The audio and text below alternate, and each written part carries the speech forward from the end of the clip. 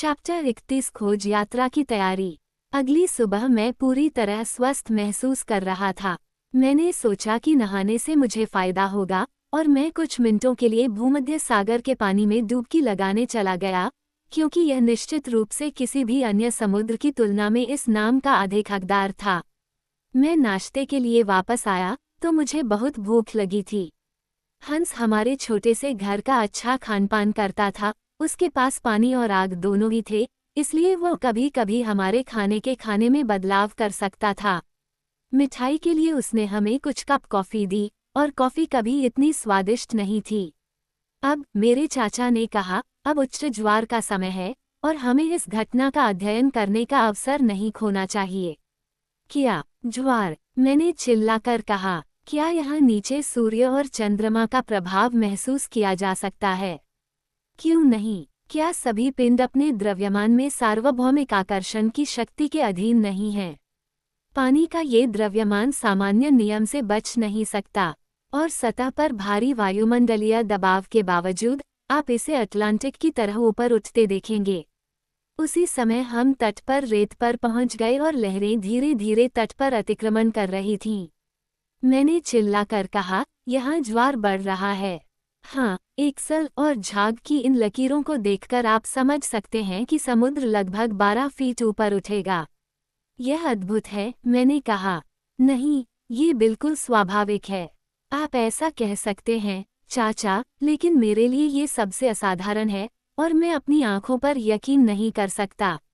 इस स्थलीय परत के नीचे, हवा और तूफान के साथ, उतार चढ़ाव वाले एक महासागर की कल्पना किसने की होगी? ठीक है, मेरे चाचा ने उत्तर दिया, क्या इसके विरुद्ध कोई वैज्ञानिक कारण है? नहीं, मुझे कोई नहीं दिखाई देता। जैसे ही केंद्रीय ऊष्मा का सिद्धांत त्याग दिया जाता है। तो अब तक, उन्होंने जवाब दिया, सर हम्फ्री डेवी के सिद्धांत की पुष्टि हो चुकी है। स्पष्टतः ऐसा है, और अब कोई कारण नहीं है कि पृथ्वी के आंतरिक भाग में समुद्र और महाद्वीप न हों। इसमें कोई संदेह नहीं है, मेरे चाचा ने कहा, और यह आबाद भी है। निश्चित रूप से, मैंने कहा, और ये जल हमें अज्ञात प्रजातियों की मछलियां क्यों नहीं देगा? किसी भी हालत में, उन्होंने जवाब दिया, हमने अभी तक कोई नहीं देखा है। ठीक है, चलो कुछ रेखाएं बनाते हैं और देखते हैं कि क्या चारा यहाँ भी खींचता है जैसा कि उपचंद्र क्षेत्रों में होता है। हम प्रयास करेंगे, एक्सल, क्योंकि हमें इन नव खोजे गए क्षेत्रों के सभी रहस्यों का पता लगाना है। लेकिन हम कहाँ हैं, चाचा? क्योंकि मैंने अभी तक आपसे ये सवाल नहीं पूछा है, और आपके उपकरण ही इसका उत्तर देने में सक्षम होंगे। क्षैतिज रूप से, आइसलैंड से 350 लीग दूर। इतना भी, मुझे पूरा यकीन है कि यह मेरी गणना से 1 मील भी दूर नहीं है। और क्या कंपास अभी भी दक्षिण पूर्व दिशा दिखाता है?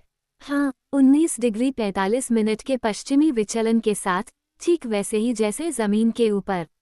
जहाँ तक इसके झुकाव की बात है, एक दिलचस्प तथ्य सामने आ रहा है, जिसे मैंने ध्यान से देखा है, कि सुई उत्तरी गोलार्ध की तरह ध्रुव की ओर झुकने के बजाय, इसके विपरीत, उससे ऊपर उठती है।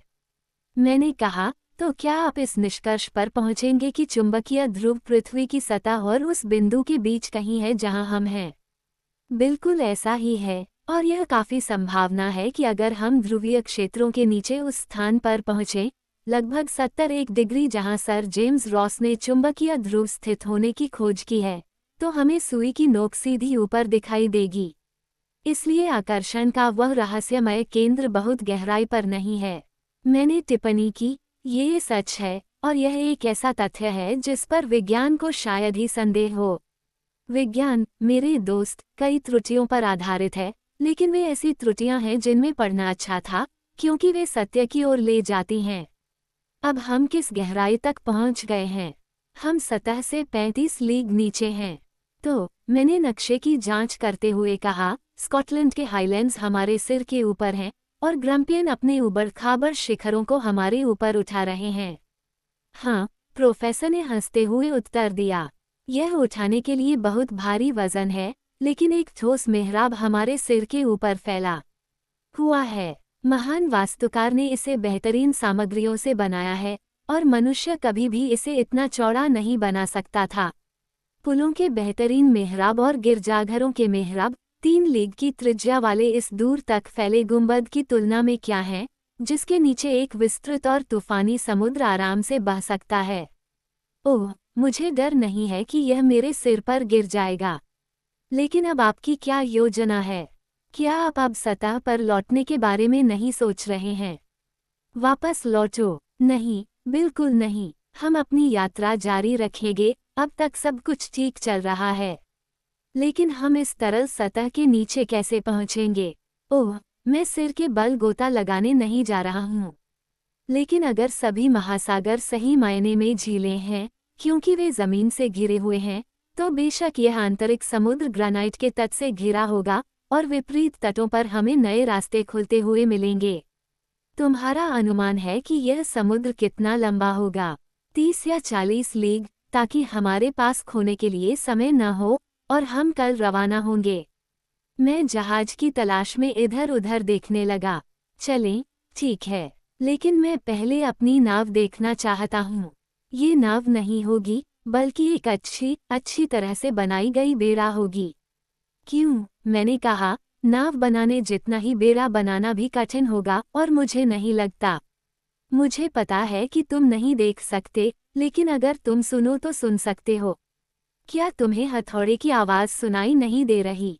हंस पहले से ही इसमें व्यस्त है। क्या उसने पहले ही पेड़ गिरा दिए हैं? ओह, पेड़ तो पहले ही गिर चुके थे।